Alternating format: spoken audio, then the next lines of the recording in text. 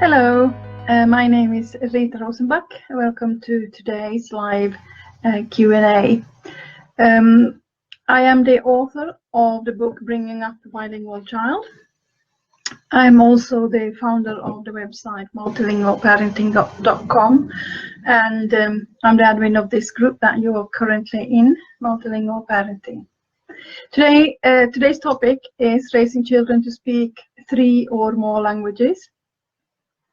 And I'm answering only one. It's a big topic. It's a huge topic. Actually, most of the parents that I do family language coaching with, individual family language coaching with, it's families where there are 3 or more languages present, and then kind of need to find a plan how to move forward with all the languages. So today I have one question, which is from David, and David starts. Okay, so we have quite a complicated situation regarding languages.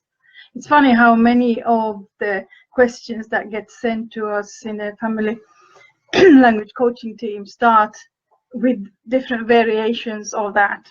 Our situation is quite complicated. Yes, and every family's situation is unique, but usually you can always find a unique solution to all the situations as well. So, David, don't know if you're listening. If you and your wife are pregnant, so your wife and you're having your first child, congratulations! What a fantastic time. And you're trying to figure everything out in advance, and you are wondering perhaps if your language situation will make it too demanding for your child to be. So the situation is that the family lives in Spain.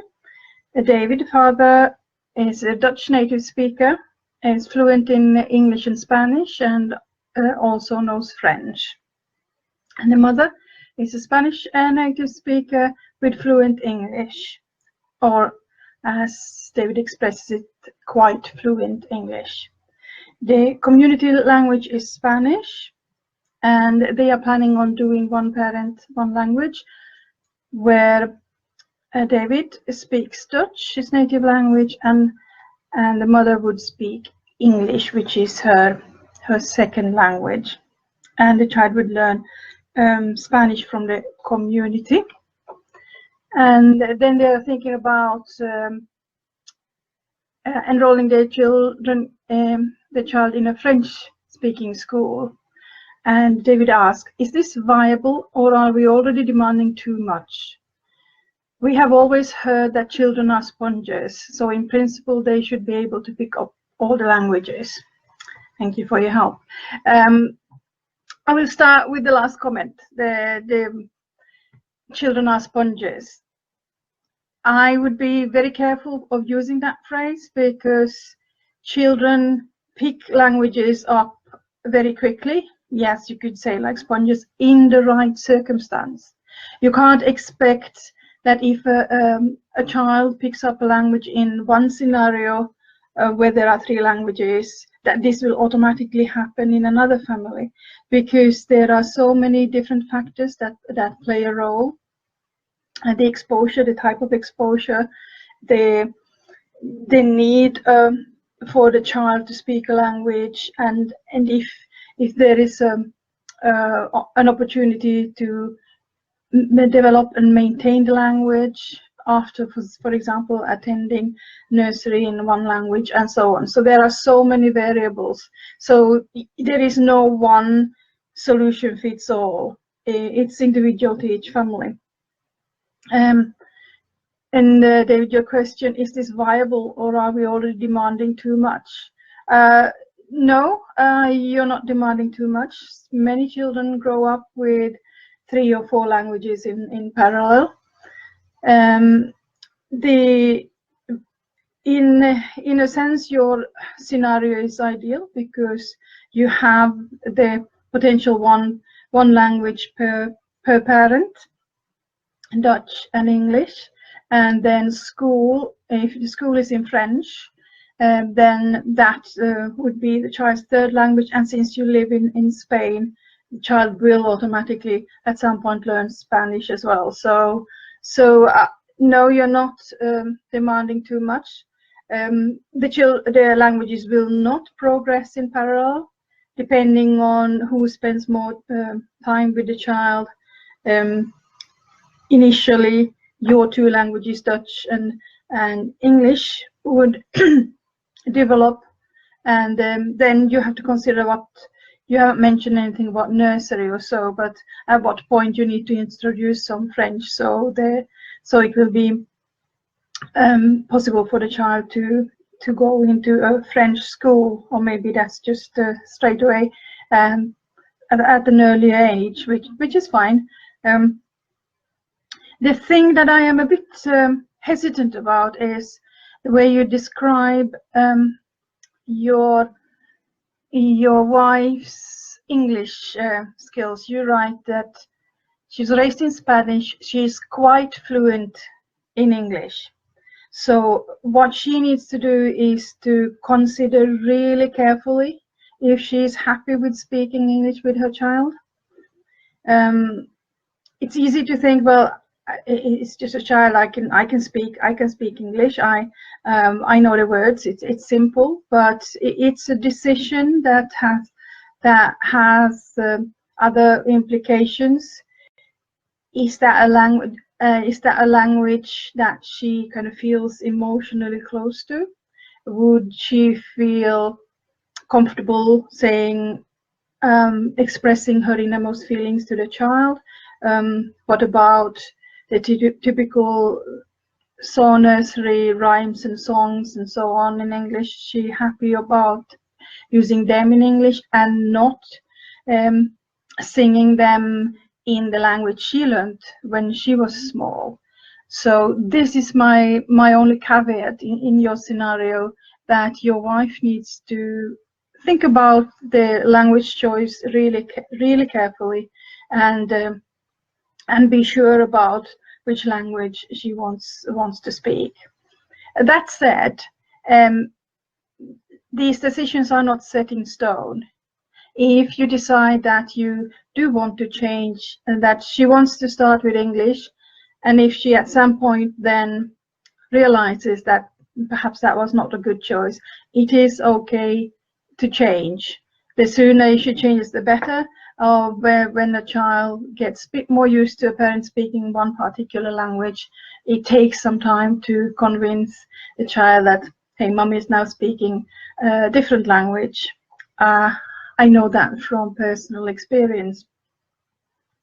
So yes, David, I definitely think you can do it, as long as especially your wife knows what it entails, and that she's happy with the fact that English will be the main language between her and your child. Also, you have mentioned extended family. If are there grandparents that are close? Will they spend a lot of time with the child? So at what point will the child learn Spanish? Will they feel left out if the child grows up learning English and Dutch, and the grandparents can't understand what they're speaking? So all these things, it's good to think about them. However, it is always the parents' decision, and although we should always take other people in consideration, it is really nobody else's business what you decide, which languages you decide to pass on to your child, and how you want to do it. More generally, when it comes to bringing up a child with more than 3 or more languages, the most important thing to consider is that languages shouldn't be picked as trophies, like okay, that language and this language, and now we'll do a little bit of that and a little bit of this. For a sensible, sustainable language skill set, then it's important that the child has a want and a need to speak a language. So, and that needs to be natural. It usually doesn't work if a parent says, I want you to speak this, I want you to speak that language. The want must come from the child itself. It needs to be, the best way to do that within a family is to create a routine where the child is used to speaking a certain language with a certain person. So that's their want, and that's also their need.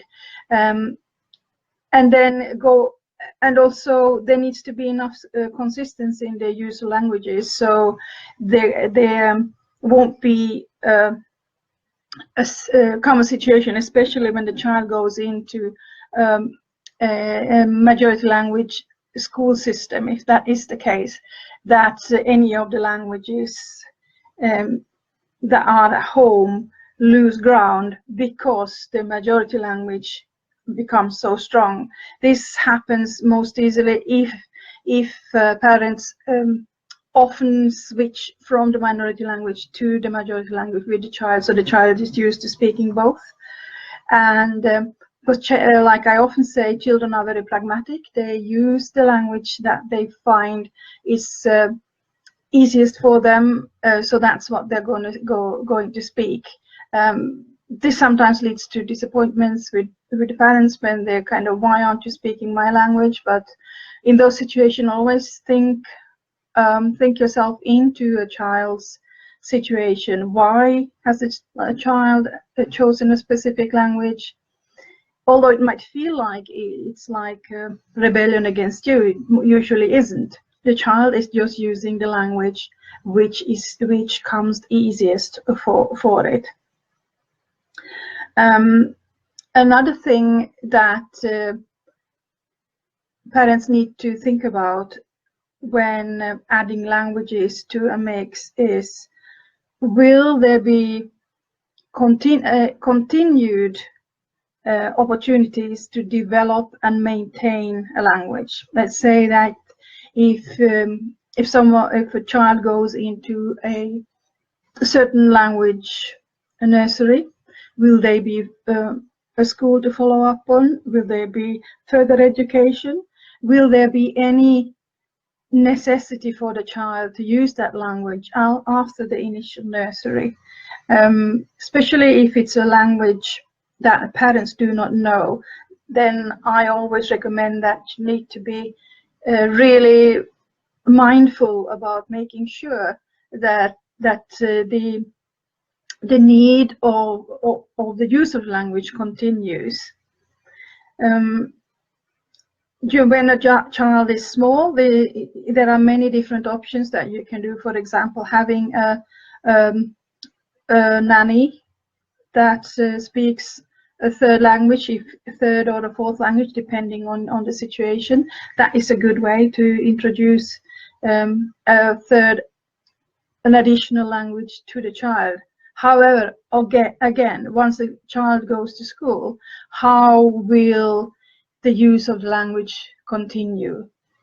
David, in your case, you're in a great situation because there will always be Spanish speakers, the third language, and since you also know French, you have the option to maybe switch between French and Dutch later on to make sure that your child maintains the French. Although if your child goes to a French school, then he or she will become fluent in it.